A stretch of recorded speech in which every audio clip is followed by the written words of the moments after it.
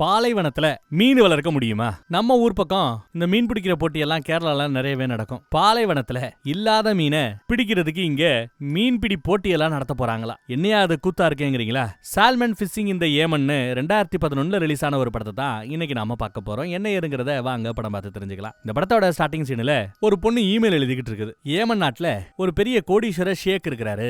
அவருக்கு அவரோட ஏமன் நாட்டு பாலைவனத்துல மீன்களை விட்டு மீன் பிடிக்கணும்னு ஆசை. அந்த ப்ராஜெக்ட் சம்பந்தமா உங்ககிட்ட பேசணும்னு ஷேக்கோட பிஏ மெயில் போடுறாங்க. இது ரொம்ப சவாலானதுன்னு எங்களுக்கும் தெரியும். இதை எப்படி சாத்தியப்படுத்தணுங்கிறத நீங்க கண்டுபிடிங்க.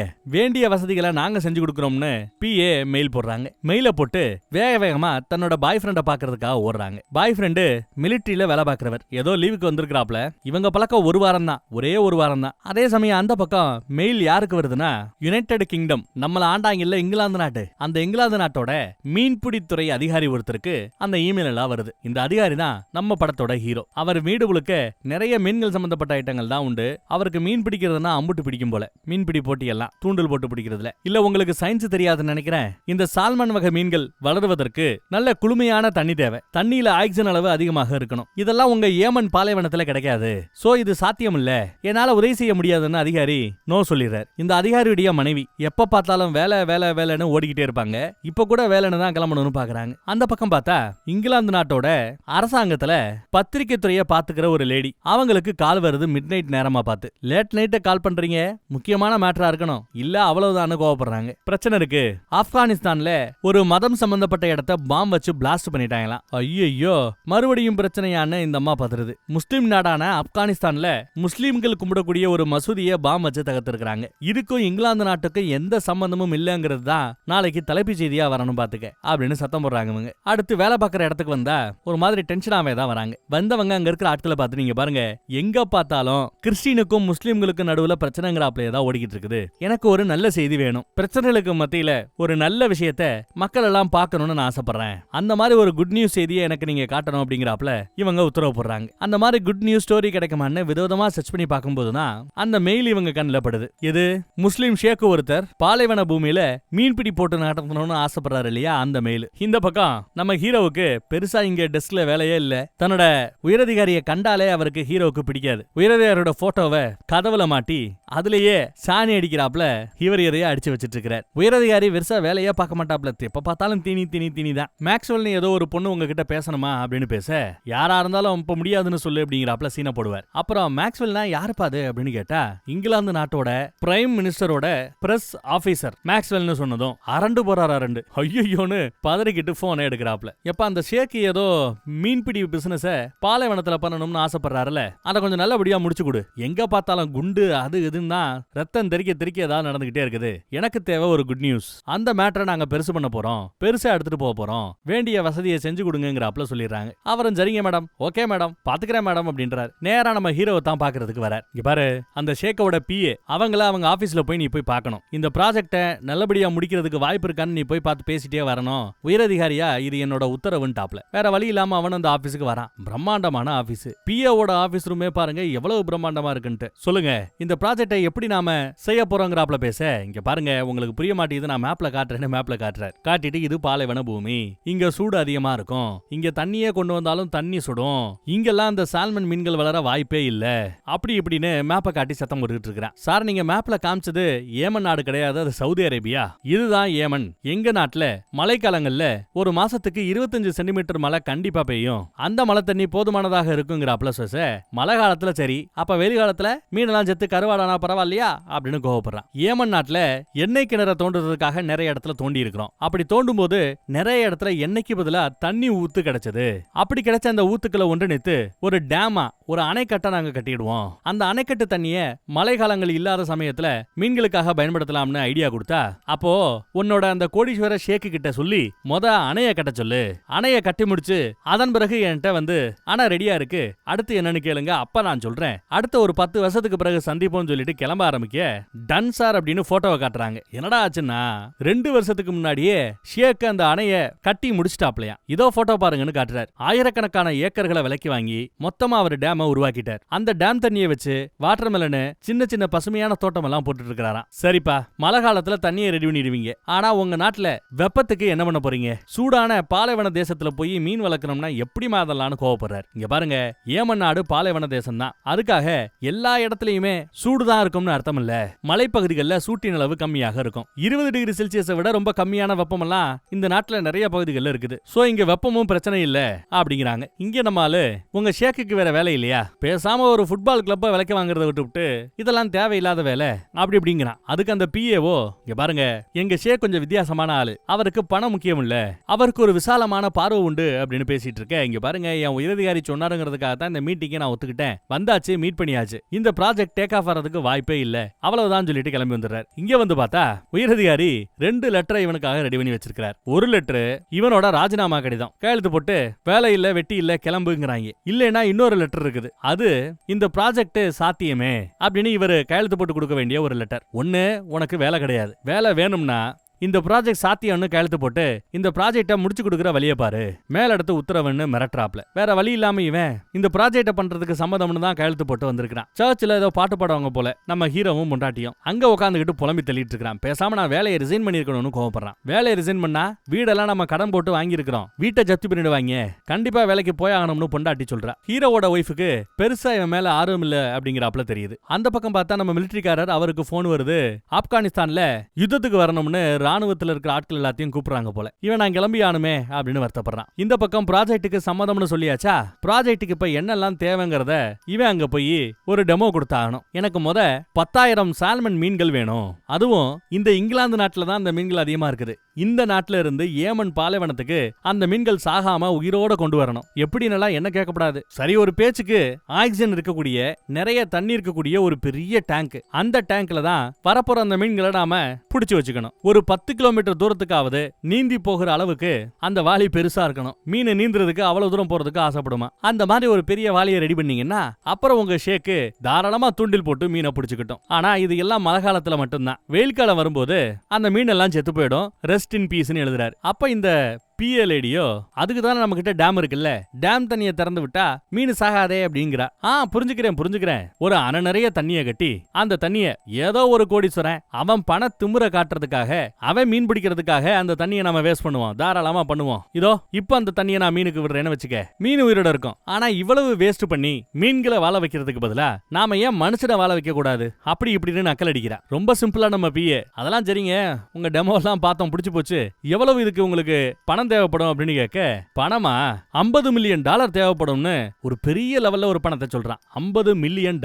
$1 மில்லியன் ஒரு 8 கோடின்னு வச்சுக்கோங்க. $50 மில்லியன் 50 × 8 கோடி, கிட்டத்தட்ட 400 கோடி ரூபாய் வேணுமா இந்த ப்ராஜெக்ட சாத்தியப்படுத்துறா இருந்தா. எப்படி பாலைவனத்துல மீன்பிடி போட்டியை நடத்துறதுக்கு 400 கோடி ரூபாய் செலவு பண்ண உங்க ஷேக்கு தயாரா அப்படின்னு கேட்டு நக்கல் பண்றா. அந்த அம்மா எல்லாத்தையும் குறிச்சு வச்சுக்குது. பணத்தை பார்த்து அந்த அம்மா பயப்படுறாப்ல தெரியல. சரி, தியரிட்டிக்கலா இது பாசிபிள் தானே அப்படின்னு அந்த அம்மா கேட்டா, ஆமா தியரிட்டிக்கலா பாசிபிள் தான். மார்ஸ் கிரகத்துக்கு போய் மனிதர்கள் வாழ முடியுங்கிறதும் தியரிட்டிக்கலா பாசிபிள் தான். கிட்டத்தட்ட அந்த மாதிரி இதுவும் தியரிட்டிக்கலா பாசிபிள் தான் பேசி நக்கல் பண்றான். சூப்பர், உங்க டெமோ எனக்கு ரொம்ப பிடிச்சிருக்குன்னு அந்த அம்மா பேசும். இல்ல எனக்கு புரியல, நானே முட்டாத்தனமா பேசிட்டு இருக்கிறேன், சும்மா அடிச்சு விட்டுட்டு இருக்கிறேன், அதையெல்லாம் நீங்க ரொம்ப சீரியஸா நோட்ஸ் எடுத்துட்டு இருக்கீங்க அப்படின்னு கேட்கிறாரு அவரு. இது ஒரு நல்ல ஆரம்பங்கிறாங்க இந்த அம்மா. ஏமா ஏதோ ஜோக்கு மாதிரி நான் ஏதோ பண்ணிக்கிட்டு இருந்தேன், இதை சீரியஸா எடுத்துக்கிட்டு வேக வேகமா போய்கிட்டு இருக்கிற அப்படிங்கிறாரு அவரு நடந்துகிட்டே. ஷேக் உங்களை பாக்குறதுக்கு ரொம்ப ஆர்வமா இருக்கிறாரு, அடுத்த சில வாரங்கள்ல நாம ஷேக்க பார்க்க போகணுங்கிறாப்ல அந்த அம்மா பேசும். இந்த மீன் டைம் உங்களுக்கு வேற ஏதாவது உதவி தேவைப்படுமா அப்படின்னு கேட்க, ஆமா உதவி தேவைப்படும். சைனால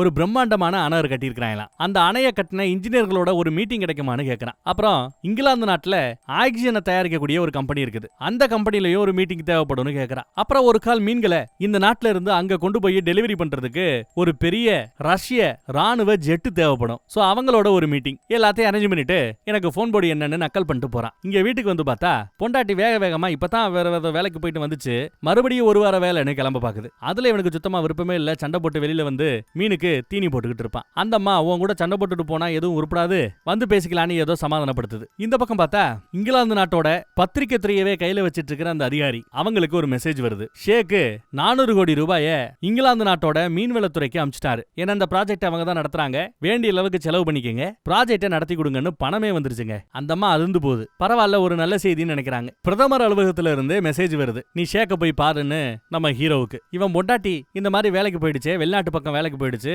வரதுக்கு ஒரு வாரம் ஆகுமேன்னு செம காண்டாகிறாரு இவரு. இதுல வேற பாலைவனத்துல மீனப்படி இவங்க தொல்லை தாங்கலையே நினைக்கிறாப்ல. அடுத்து பார்த்தா ஒரு முக்கியமான மீட்டிங்னு உயரதிகாரி கிட்ட இருந்து அப்டேட். மீட்டிங்காக அவன் காத்துக்கிட்டு இருக்கான். பார்த்தா அந்த அதிகாரி வராங்க, பிரைம் மினிஸ்டரோட பிரஸ் ஆபீசர். ஷேக் இந்த மாதிரி 400 கோடி ரூபாயை ஆல்ரெடி அமிச்சாருன்னு சொன்னதும் நம்ம ஹீரோவுக்கு ஷாக்கா இருக்குது. அதுவும் இது அட்வான்ஸ் பேமெண்ட் தானா, இன்னும் பணம் கேட்டாலும் கொடுப்பாப்ல. பிரதம மந்திரிக்கே இந்த ப்ராஜெக்ட் மேல ஒரு கண்ணு இருக்குது, இதை சாத்தியப்படுத்தி காட்டணுமேன்ட்டு ஒரு ஆர்வம் இருக்குது. அதனால நாங்க உங்களை உன்னிப்பா கவனிச்சிட்டு இருக்கிறோம், இதுல எந்த குறையும் இல்லாம நல்லபடியா பண்ணி கொடுக்கணுங்கிறாங்க அந்த அதிகாரி அம்மா. அரசியலுக்கு ஒரு நல்ல குட் நியூஸ் தேவை, அந்த குட் நியூஸா இது இருக்கணும்னு அவர் சொல்லிட்டு போறாங்க அவங்க. அதெல்லாம் சரி, எல்லாத்தையும் நாங்க சாத்தியப்படுத்தினா கூட 10,000 சால்மன் வகை மீன்களுக்கு நாம எங்க போறதுங்கிறாப்ல அவர் கேக்குறாரு. இதோ உன் உயரதிகாரி இருக்கிறாரு, மீனை ரெடி பண்ற வேலை உங்க பொறுப்பு, பாத்துக்கங்கன்னு பக்கத்துல உட்காந்துட்டு இருக்கவருக்கு அந்த வேலையை கொடுக்குறாங்க அவங்க. ஆமா, தெரியாதனமா கேக்குறேன், இந்த சும்மா வேலை வெட்டி இல்லாம தூண்டில போட்டு மீன் பிடிக்கிறேன்னு உட்காந்துக்கிட்டு எவ்வளவு பேர் இந்த வெட்டி வேலையை பாப்பா அப்படின்னு கேட்டா, நம் நாட்டுல மட்டும் 20 லட்சம் பேர் இந்த வேலையை பாக்குறதா சொன்னதும், எது 20 லட்சம் ஓட்டா?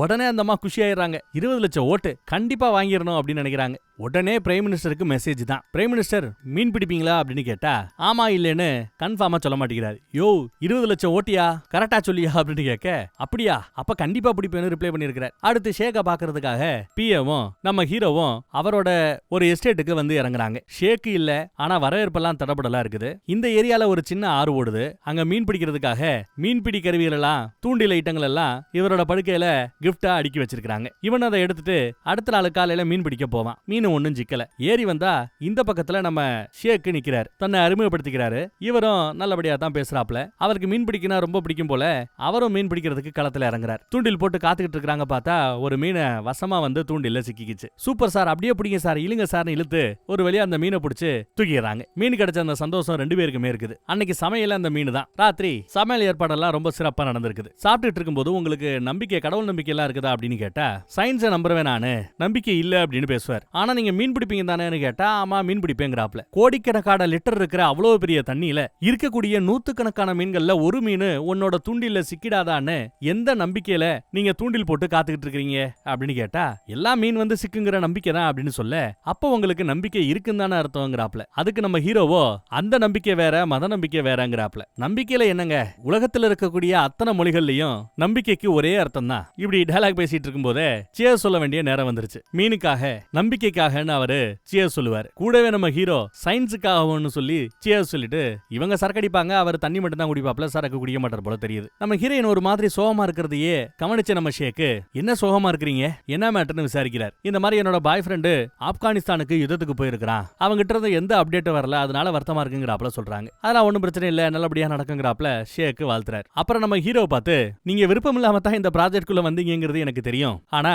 கொஞ்சம் எங்க மேல நம்பிக்கை வச்சு திறந்த மனசோட எங்களுக்காக வேலை பார்த்தீங்கன்னா, கொஞ்சம் சீரியஸா இந்த மேட்டரை எடுத்துக்கிட்டீங்கன்னா எனக்கு சந்தோஷமா இருக்குங்கிறாப்ல பேச, ஓகே ஓகே கண்டிப்பா நான் முயற்சி பண்றேங்கிறாரு நம்ம ஹீரோவும். 2 பேருக்கு பக்கத்து ரூம் தான். குட் நைட் சொல்லிட்டு உள்ள போய் படுத்தாச்சு. இந்த பக்கம் உயரதிகாரி 10,000 சாலமன் மீன் வேணும்னு சொல்லிட்டு இன்னொரு டீம் கூட பேசிட்டு இருக்காரு. அவர் ஒத்துக்கவே மாட்டேங்கிறாப்ல. என்ன விளையாடுறியா, நம்ம கடல்ல இருந்து நம்ம மீனவர்கள் பிடிக்க வேண்டிய 10,000 மீன்களை கொண்டு போய் நாம ஒரு முஸ்லிம் நாட்டுக்கு கொண்டு போய் கொடுக்கறதா இருந்தா மீனவர்கள் ஒத்துக்க மாட்டாங்க, பெரிய பிரச்சனை வெடிக்கும், கலவரம் வெடிக்கும், அப்படி இப்படின்னு சொல்லி தட்டு கழிச்சுக்கிட்டே இருக்கிறாப்ல. திடீர்னு பார்த்தா நம்ம பிஏவே ஹீரோவை பாக்குறதுக்காக ஹீரோவோட ஆபீஸ்க்கு வந்துட்டாங்க. ரொம்ப அர்ஜென்ட் மேட்டர், சைனால அந்த அணை கட்டுற டீமோட இன்ஜினியர்ஸ் வேணும்னு கேட்டீங்கல்ல, அவங்க உங்களை பாக்குறதுக்காக வந்திருக்காங்கன்னு சொல்ல ஹீரோ ஆடி போறான். சைனால இருந்தா அப்படின்னு பார்த்தா வெளியில 4 பேர் உட்கார்ந்து இருக்காங்க இவங்க கூட பேசுறதுக்காக. அவங்களுக்கு இங்கிலீஷ் தெரியாது, நம்ம பையலுக்கு சைனீஸ் தெரியாது. ஆனா அந்த பிஏவுக்கு இங்கிலீஷும் தெரியும், சைனீஸும் தெரியும். நடுவுல மொழிபெயர்த்து எல்லாத்தையும் எடுத்து சொல்றாங்க. இவங்க இங்க டிஸ்கஸ் பண்றது என்னன்னா, உங்க அணைக்கட்டுல இருக்கிற அந்த தண்ணியை எப்படி நீங்க அளவா திறந்து விடுறீங்க, அந்த மெக்கானிசம் என்ன,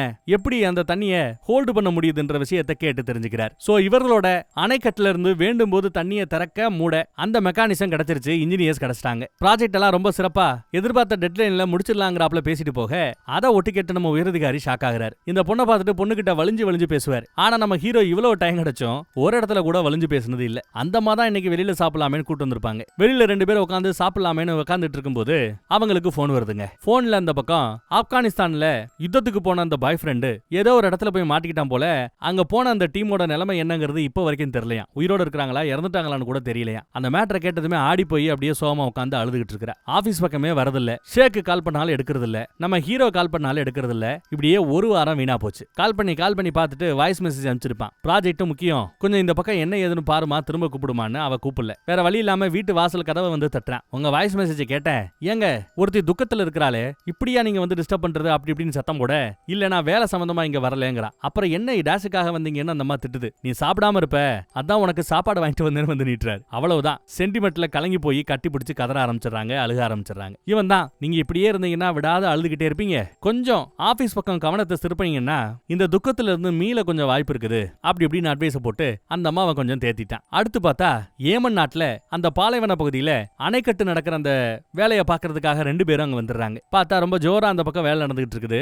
அங்க இருக்கிற ஒரு கிடத்த பகுதியில இருந்து ஒரு அம்மா தண்ணி பிடிச்சிட்டு வரும். அந்த தண்ணியை வாங்கி குடிச்சு பார்த்தா நல்ல கூலிங்கா இருக்குது. பரவாயில்லையே, நல்ல கூலிங்கான தண்ணி கிடைக்குது இந்த பாலைவனத்திலயும் அவர் சந்தோஷப்படுறாரு. அப்புறம் அணை கட்டுவதற்காக பிரம்மாண்டமா தோண்டி வச்சிருக்காங்க ஒரு பெரிய தோண்டல். இனி தண்ணியை திறந்து மூடுறதுக்கான அந்த எல்லை பகுதியை மட்டும் சைனா இன்ஜினியர்ஸை வச்சு கட்டினாலே போதும். இனிஷியலா அந்த மீன்களை பிடிச்ச ஒரு இடத்துல இங்க கொண்டு வந்து போடணும் இல்லையா, அதற்காக ஒரு ஆரம்ப கட்ட ஏற்பாடு நடந்துகிட்டு இருக்குது. அதே சமயம் அந்த ஏரியால இருக்கிற ஒரு தீவிரவாத அமைப்பு ஷேக்கு கிட்ட வந்து பிரச்சனை பண்றாங்க. ஏதோ சத்தம் போட்டு அரபிக் மொழியில பேசிட்டு சத்தம் போட்டுட்டு போறாங்க. அது என்ன மொழின்னு தெரியல.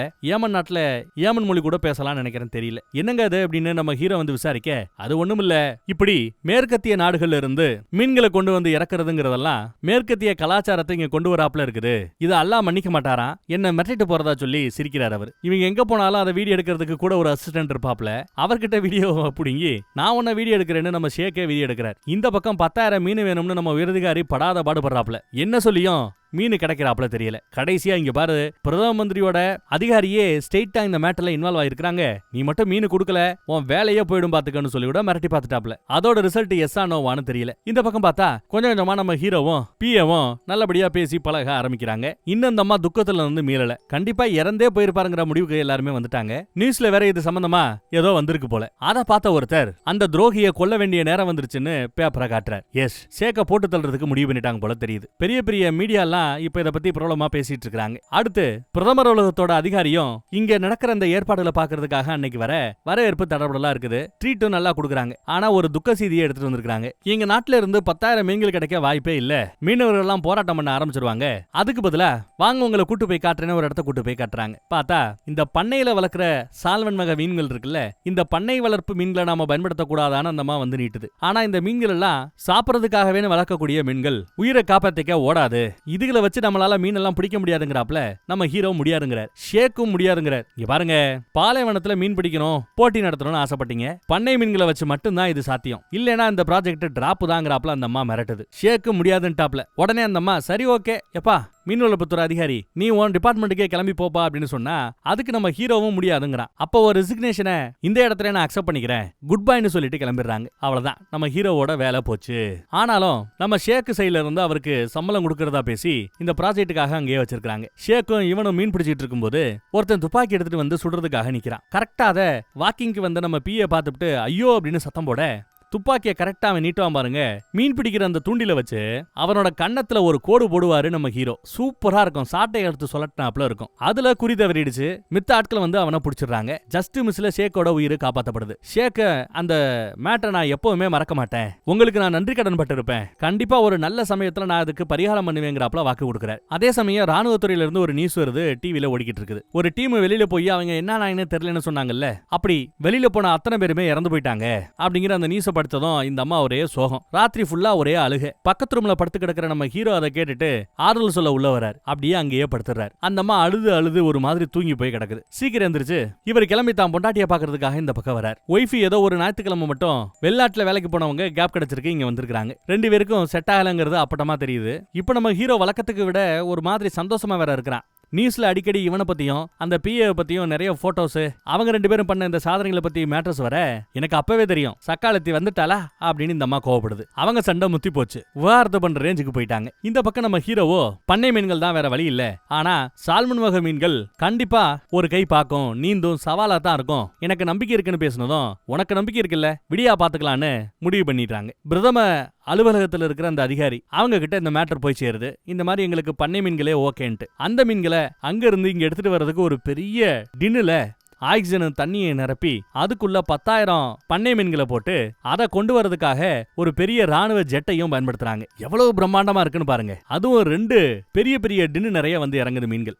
மீனெல்லாம் உயிரோட இருக்கா செத்து போச்சான்னு செக் பண்ணணும். ஏறி செக் பண்ணி பார்த்தா மீன்கள் எல்லாம் உயிரோட இருக்குதுன்னு ரொம்ப சந்தோஷமா சொல்றாரு. அந்த மீன்களை இவங்க ரெடி பண்ணி வச்சிருந்த அந்த செட்டப்புக்குள்ள கொண்டு போய் போடுறாங்க. மொத்தமா 10,000 மீன்களுங்க. அதோட ஆரம்ப கட்ட இடத்துல கொண்டு போய் நிப்பாட்டி எல்லாத்துக்கும் தீனி போட்டுட்டு இருக்காங்க. அந்த பக்கம் நம்ம பிரதம மந்திரி அதிகாரிக்கு ஒரு மெசேஜ் வருது, ஒரு மேட்டர் வருது. என்னன்னா, இறந்து போயிட்டதா நினைச்சுக்கிட்டு இருக்கிற நம்ம பிஏவோட பாய் ஃப்ரெண்ட் அவர் ராணுவத்துல இன்னும் உயிரோட தான் இருக்கிறாருங்கிற அந்த நல்ல செய்தி. அந்த செய்தி இப்ப வெளியில யார்கிட்டையும் சொல்ல வேண்டாம், நான் தான் அதை வெளியில ரிலீஸ் பண்ணுவேன்னு இந்த அம்மா முடிவு பண்ணிடுச்சு. இந்த அம்மா எல்லாத்தையுமே விளம்பரத்தோட மக்களோட பார்வையில இருந்து தான் பாக்குது. பாலைவனத்துல மீன் பிடிக்க போறோம், அங்க நம்ம அடுத்த பிரதமர் போட்டியில பங்கெடுக்கக்கூடிய ஒருத்தர். அடுத்த போட்டியிலையும் இவங்க ஜெயிக்கணும்னா நிறைய நல்ல விஷயம் செய்யணும் இல்லையா, அங்கங்க போட்டோ எடுக்கணும் இல்லையா. அதே இடத்துல இந்த மாதிரி ஒரு காதல் ஜோடி செத்து போனதா நினைச்ச ஒரு ராணுவ வீரரும் வரப்போறாப்ல.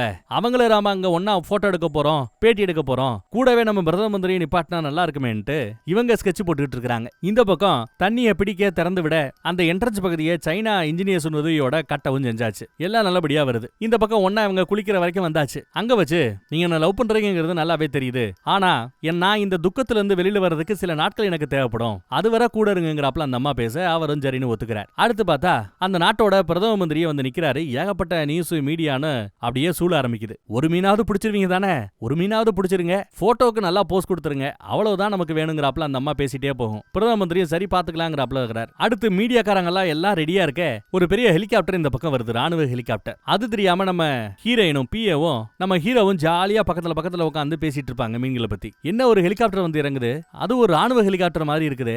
யாரா இருக்குன்னு பார்த்தா நம்ம பாய் ஃப்ரெண்ட் தான். அவனை பார்த்ததும் ஆச்சரியத்துல ஓடி வந்து கட்டி பிடிப்பாங்க. செத்து போனதா நினைச்சுக்கிற ஒருத்தன் எதுக்கு வந்து நின்னதும் என்ன பண்ணணும் தெரியாம ஓடி போய் கட்டி பிடிக்கிறாங்க. மீடியா ஃபுல்லா மொக்க ஆரம்பிக்குது அவங்களோட ஸ்டோரியை தான் விடாம இன்டர்வியூ பண்ணி கேள்வி மேல கேட்டுக்கிட்டே இருக்காங்க. எப்படி நீங்க முத பாத்தீங்க, லவ் பண்ணீங்க, அது இதுன்னு பேச்சு ஓடிக்கிட்டு இருக்குது. ஆனா நம்ம ஹீரோ சோகமா இருக்கிறத ஷேக்கு புரிஞ்சுக்கிட்டு சாரிப்பா இப்படி ஆயிப்போச்சு, யாரை எதிர்பார்க்கலங்கிறாப்ல ஷேக்கு சாரி சொல்றான்னா பாத்துக்கங்களேன். இந்த பக்கம் காதலர்களை இன்டர்வியூ பண்ணதும் பிரதம மந்திரி பேச வந்தா அரசியலை பத்தி பேசாதீங்கன்னு எல்லா வெறும் கிளம்பி போயிடுறானுங்க. மீடியா அவரை மதிக்க மாட்டேங்குது. ஒரு நல்ல கண்டென்ட்டை தான் அவங்க போடுவேன்னு உறுதியா இருக்கிறாங்க போல தெரியுது. அன்னைக்கு நம்ம ராணுவ வீரன் இங்க வந்துட்டான். ராத்திரி ரொம்ப நாளைக்கு பிறகு வந்திருக்கிறாரு. இன்னைக்கு எதுவும் எதிர்பார்க்காத, நான் மனதளவுல ரொம்பவே ஒரு குழப்பத்துல இருக்கிறதா அந்த அம்மா சொல்ல, ஒன்னும் பிரச்சனை இல்ல, பேசாம நாம தூங்கலான்னு 2 பேரும் தூங்கவே ஆரம்பிச்சிட்டாங்க. இவளுக்கு குழப்பம், நம்ம ஹீரோவை தேர்ந்தெடுக்கிறதா இல்ல இந்த ராணுவ வீரனை தேர்ந்தெடுக்கிறதான்னு. என்ன விட்டுறாதங்கிறாப்ல அந்த அம்மா மெசேஜ் போட்டுருக்குது. ஆனா இவனும் நடக்கிறதெல்லாம் நல்லதுக்கு தான், சாரி இதோட முடிச்சுக்கலாங்கிறாப்ல இவன் மெசேஜ் போட்டான். ஆனா காலையில விடிஞ்சதும் அந்த ராணுவ வீரர் வெளியில வந்து ஒரு ஹாய் சொன்னா அங்கேயே வச்சு உன் ஆளை நான் லவ் பண்றேன் அப்படின்னு ஒரு குண்டை தூக்கி போடுறான். அதுக்கு அவரு அவ உங்களை லவ் பண்றாளா அப்படின்னு கேட்டா, லவ் பண்ணா இப்ப எப்படியோ தெரியாது அப்படிங்கிறாப்ல. செத்து போனவனா இருக்கிறவனி உயிரோட வந்துடுனா நான் என்ன பண்ணட்டுங்கிறாரு அவரு. அவனுக்கு ஒன்னும் புரியல, என்னடா நடக்குதுங்க, நாம இல்லாத சமயத்துல ஏதோ நடந்திருக்குதுன்னு அவன் வருத்தப்படுறான். அடுத்து ஷேக்கு கிட்ட எல்லா மீடியாவும் வந்து இன்டர்வியூ பண்ணிட்டு இருக்காங்க. எப்படி இந்த உன்னதமான எண்ணம் உங்களுக்கு தோணுச்சு வச்சுச்சுன்ட்டு. மீன் பிடிக்கிறதுங்கிறது நம்பிக்கையை சார்ந்தது. மீன் பிடிக்கிற இடத்துல ஒருத்தன் எவ்வளவு மீன் பிடிக்கிறாங்கிறது தான் முக்கியமே தவிர அவர் இன்ன ஜாதி இன்ன மதம் அப்படிங்கறதெல்லாம் முக்கியம் இல்ல. ஒற்றுமைக்கு இந்த போட்டியும் ஒரு வழிவகுக்குங்கிறாப்ல பேசுறார். எங்க பார்த்தாலும் பாம் பிளாஸ்ட் லொட்டு லொசுக்கு நடந்துட்டு இருக்க இடத்துல இந்த மீன் பிடிக்கிற விஷயத்துக்காவது எல்லாரும் ஒத்துமையா வருவாங்கன்னு நம்புறதா பேசுறார். மீன் பிடிக்கிறதுக்காக நிறைய பேர் வந்திருக்காங்க. நம்ம ராணுவ வீரர் கூட தூண்டிலோட வந்திருக்கிறார். எல்லார்கிட்டையும் தூண்டில் இருக்குது. மீன்களை இப்ப திறந்து விடணும். ஆனா மீன் எல்லாம் கீழே நோக்கி போய்கிட்டு இருக்குது. மீன் உயரமான இடத்தை நோக்கி போகக்கூடியதான் இந்த சாலமன் வகை மீன்களா. ரூட்டு தப்பா போகுதுன்னு எல்லாரும் வருத்தப்பட்டு இருப்பாங்க. ஒரு மீன் மட்டும் அப்படியே யூட்டன் பண்ணிட்டு வரும். பின்னாடியே எல்லா மீன்களும் யூட்டன் பண்ணிட்டு வர, ஆஹா மேடான தண்ணியை நோக்கி அது போது சூப்பர் நம்ம ஹீரோ சந்தோஷப்படுவான். பார்த்தா ஒரு அடி உயரம் இருக்குங்க. அப்படி மீன் ஜம்ப் பண்ணி அழகா மேல ஏறி போகும். அதையெல்லாம் பார்த்ததும் ஷமா குஷி ஆயிட்டாங்க நம்ம பிஏவும் ஹீரோவும். அப்படியே கட்டி பிடிச்சு அழகா தூக்க இந்த பக்கம் நம்ம ராணுவ வீரரோட முகத்தை பார்க்கணுமே, அப்படியே வாடி போகுது. அடுத்து அவங்க ஓடி போய் நம்ம ஷேக்கு கூட கட்டி பிடிச்சுக்கிறாங்க. மீடியா எல்லாம் அப்படியே சூழ்ந்து அவங்கள வீடியோ எடுத்துக்கிட்டு இருக்குது. ஆனா விதி யாரை விட்டதுன்னு சொல்ல முடியாது. அந்த அணைக்கட்டு பகுதியில பாதுகாப்புக்காக இருந்த ஒரு வீரரை கொன்னுட்டு அங்க ஒரு தீவிரவாத அமைப்பு உள்ள இறங்குது. உள்ள இறங்கி அந்த அணைக்கட்டு தண்ணிய சொல்லாம கொள்ளாம திறந்து விட்டுறாங்க அவங்க. இந்த பக்கம் பெரிய பெரிய ஆட்கள் எல்லாம் மீன் பிடிக்கிறதுக்காக முயற்சி பண்ணிக்கிட்டு இருக்கு. பயங்கரமா தண்ணி இந்த பக்கம் அலை மோதிக்கிட்டு வருது. அதே சமயம் ஒரு மீனை நம்ம ஷேக்கு பிடிச்சிருப்பாரு. நான் மீனை பிடிச்சிட்டேன்னு சந்தோஷப்பட்டு இருக்கும்போது தண்ணி அவ்வளவு ஓடியாரத பார்த்துட்டு எல்லாம் பதறுவாங்க. ஆனா வந்த வேகத்துல தண்ணி அடிச்சு தள்ளிக்கிட்டு இவங்களே இழுத்துட்டு போகுது. ஒரு பாறை பக்கத்துல போய் ஷேக்கு மோதி நிப்பாரு. பின்னாடியே வந்து நம்ம ஹீரோவையும் பிடிச்சிடறாரு. 2 பேரும் இப்போ வேகமா வர்ற அந்த தண்ணிக்கு இல்ல அப்படி நிக்கிறாங்க. பாறை மேல ஏறிட்டாலே அவங்க சேஃப் தான். ஷேக்க ஏற சொன்னா ஷேக் இல்ல நான் படிக்கட்ட மாதிரி கை வைக்கிறேன், என் கைய பிடிச்சு நீங்க மேல ஏறுங்க, அன்னைக்கே என் உசுரை நீங்க காப்பாத்திட்டீங்க, அதுக்கு நான் இப்ப கைமாறு செய்யணும் சொல்லி கை அப்படி அழகா பிடிச்சு வச்சுக்கிறார். உடனே நம்ம ஹீரோவும் அப்படி ஊனி மேல ஏறிட்டாரு, பாறை மேல ஏறிட்டாரு. Hero safe. இப்போ ஷேக்க காப்பாத்தணும். ஷேக்கோட கைய நல்லா இருக்க பிடிச்சுக்கிறார். தண்ணி அவர் இழுத்துட்டு போக பாக்குது, ஆனாலும் விட மாட்டேங்கிறாப்ல. நான் விட மாட்டேன், புடிங்க தூக்குங்கன்னு ஒரு வழியா தூக்கி பாறை மேல ஷேக்கையும் கொண்டு வந்துட்டாருங்க. ஷேக்கும் சேஃப் ஆயிட்டாரு. அணைக்கட்டுல இருக்கிற தண்ணி எல்லாம் இந்த பக்கத்துல போன பிறகு ஒரு வழியா வேகம் அடங்கிடுச்சு. பார்த்தா 1-2 பேரு அந்த தண்ணில மாட்டி இறந்து போயிருக்காங்க. முக்கியமான ஆட்கள் யாருமே இறந்து போகவும் இல்ல. அந்த வகையில சந்தோஷம். ஆனா இவ்வளவும் பண்ணி எவ்வளவு கோடி செலவு பண்ணி எல்லாம் இப்படி வீணா போச்சேங்கிறாப்ல வருத்தப்பட்டுக்கிட்டு நிக்கிறாங்க பியவும் ஹீரோவும். ராத்திரி ஆயிடுச்சு. இப்படியும் கூட மக்கள் இருப்பாங்களா, இப்படியும் கூட செய்வாங்களா, யாருங்க செஞ்சதுன்னு நம்ம ஹீரோயின் கோவப்பட்டு கேட்பாங்க. அதுக்கு நம்ம ஷேக்கு யாரு பண்ணாங்கன்னு தெரியும், எதுக்கு பண்ணாங்க தெரியுங்கிறாப்ல ஷேக்கு சொல்றாரு. அவங்களை ஏன் நீங்க கண்டுபிடிக்க கூடாது, அரெஸ்ட் பண்ண கூடாதுன்னு நம்ம ஹீரோயின் கேப்பா. அரெஸ்ட் பண்ணணுமா, எதற்காகன்னு ஷேக்கு கேக்குறாரு. நீதிக்காகன்னு நம்ம ஹீரோ சொல்லுவான். ஜஸ்டிஸுக்காகன்னு. நீதி, ஜஸ்டிஸ். தண்ணியை திறந்து விட்டு சில பேரை கொன்னவங்க தான், கெட்டவங்க தான். ஆனாலும் அவங்க தரப்புல ஒரு பாயிண்ட் இருக்குது. நாம இங்க என்ன பண்றோங்கிறத மக்கள் புரிஞ்சுப்பாங்கன்னு எதிர்பார்த்தது ஏன் தப்பு தான். நினைச்சு பாருங்க, 400 கோடி செலவு பண்ணி சில மீன் பிடிக்கிறதுக்கான நான் இவ்வளவு செஞ்சிருப்பேன். மீன் பிடிக்கிறது இங்க நோக்கமே கிடையாது. ஒத்துமை தான் நான் எதிர்பார்த்தது. இங்க இருந்து அந்த விதைய போடலாமே நினைச்சேன். ஆனா மக்கள் கிட்ட நான் ரொம்ப அதிகமா எதிர்பார்த்துட்டேன் போல.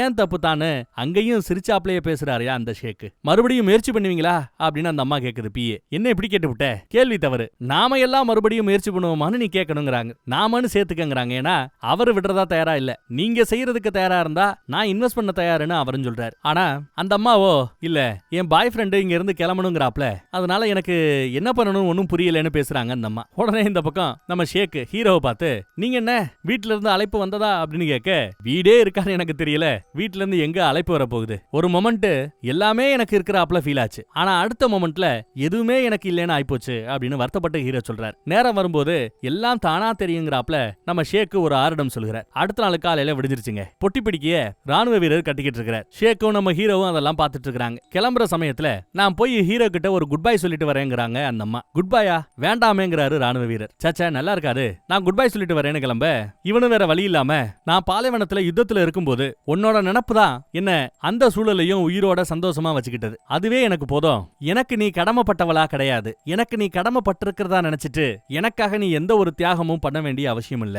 அப்படி நான் அதை எதையும் நான் எதிர்பார்க்கவும் இல்ல. நீ எந்த முடிவெடுத்தாலும் நான் தயார், உனக்கு புரியுது இல்ல அப்படிங்கிறாப்ல பேசுற. அந்த அம்மாவும் புரியுதுன்னு தலையாட்டிட்டு அந்த பக்கம் போறா. இப்ப வரைக்குமே குட் பைன்னு சொல்லிட்டு வரலாமே தான் கிளம்பி இந்த பக்கம் வரா. சோ நாங்க கிளம்புறோன்னு குட் பை சொல்றா. போயிட்டு வரோங்கிறா. என்ன மன்னிச்சுக்கன்னு மன்னிப்பும் கேக்குறா. அங்க நம்ம ஹீரோ, இது ஒரு எக்ஸ்ட்ராடினரி ஐடியா, ஆல்மோஸ்ட் இந்த ஐடியா வேலை ஆச்சு, ஆனா லாஸ்ட் மினிட்ல இப்படி சொதப்பி போச்சேன்னு வருத்தப்படுறாரு. நான் ப்ராஜெக்ட பத்தி பேசல, சாரி சொன்னது நான் எதற்காகன்னு உங்களுக்கு புரியலையான அவ கேட்க, நானும் ப்ராஜெக்ட பத்தி பேசல அப்படிங்கிறான் அவன். உங்களை காயப்படுத்தணுங்கிறது என்னோட நோக்கம் இல்லைன்னு அந்த அம்மா ஆரம்பிக்கும். இங்க பார்ப்பா, இதுல உன்னோட தப்பு எதுவுமே இல்லைன்னு ஹீரோவும் பெருந்தன்மையா பேசுறாரு. அவளுக்கோ கண்ணீர் அப்படியே அருவியா கொட்டுது. இப்பயும் என்னால ஒரு முடிவெடுக்க முடியலையேன்னு வருத்தப்படுவா. முடிவு எடுக்க வேண்டியது நீதான். இந்த இடத்துல நான் உன்னை இன்ஃப்ளூயன்ஸ் பண்ணவோ எதுவும் முயற்சி பண்ணல, நீயா சுயமா முடிவெடு அப்படிங்கிறாப்ல சொல்றாரு. அதே சமயம் நம்ம ஷேக் கீழே இருக்கிற தண்ணியை உத்து கவனிச்சுக்கிட்டு இருப்பார். அடுத்து என்ன பண்ண போறீங்கன்னு அந்த அம்மா கேட்க, நீயும் இல்ல, இந்த ஆத்துல ஒரு மீனு கூட உயிரோட இல்ல, என்ன வாழ்க்கை இது அப்படின்னு நம்ம ஹீரோ புலம்பிக்கிட்டு இருப்பாப்ல. அதே சமயம் நம்ம ஷேக்கு மீனு மீனுன்னு சத்தம் போடுறாரு. பாருங்கிறாரு. பார்த்தா தண்ணிக்குள்ள சாலமன் மீன்கள் அணையில இருந்து வெளியில வந்தா அவ்வளவு வேகமான அந்த தண்ணிகளையும் தாண்டி உயிரோட இருக்குது, துள்ளி குதிக்குது. அதை பார்த்ததும் இவனுக்கு ஒரு நம்பிக்கை. நீயும் இல்ல மீனு இல்லன்னு சொன்னா மீனு கிடைச்சிருச்சு, இனி இவ கிடப்பாளா அப்படின்னு பார்த்தா எஸ், அவளோட முடிவை அந்த இடத்துல அவ எடுத்துட்டா. 2 பேரும் கட்டி பிடிச்சிட்டு இருக்கிறத ரொம்ப நேரமா பேசிக்கிட்டு இருக்கிறத பார்த்து நம்ம ராணுவ அதிகாரி அங்க இருந்து கிளம்பிடுறார். இவன் சந்தோஷமா இருக்கட்டும்னு சொல்லிட்டு கிளம்பிடுறார். இங்க மீன்களை ரொம்ப ஆர்வமா கை கோர்த்துக்கிட்டு இந்த ஜோடி அழகா பார்த்து ரசிச்சுக்கிட்டு இருக்காங்க. இந்த நல்ல ஒரு மொமெண்ட்டை காட்டி படமும் இந்த இடத்துல முடியுது. நல்லா இருந்துச்சுல. வேற ஒரு நல்ல படத்துல மறுபடியும் சந்திப்போம். தேங்க்யூ.